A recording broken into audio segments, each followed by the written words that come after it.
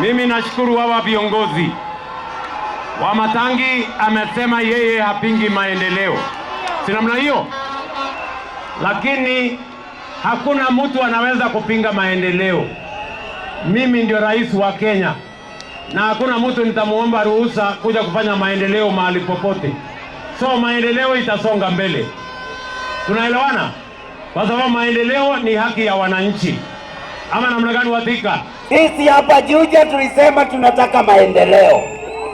Wale wakora wengine wapande ya Wamonyoro, bahali mimi mwenyewe nimetoka, mimi nilisema sitafuata wajinga, watu ambao hawana mwelekeo, watu ambao hawana agenda, watu hawana presidential candidate, watu ambao hufuata upepo.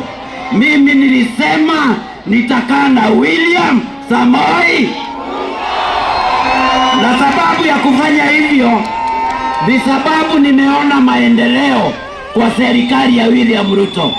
Nimeona leo iko familia imekuomba usaidizi, na vile umetuambia wale ambao wamekuwa wakikutusi, wale wamekuwa wakikuita mwizi, wanakuita kasongo, wanakuambia masko, leo imedhihirika wazi wao ndio wezi, wamekula mali ya mandugu zao.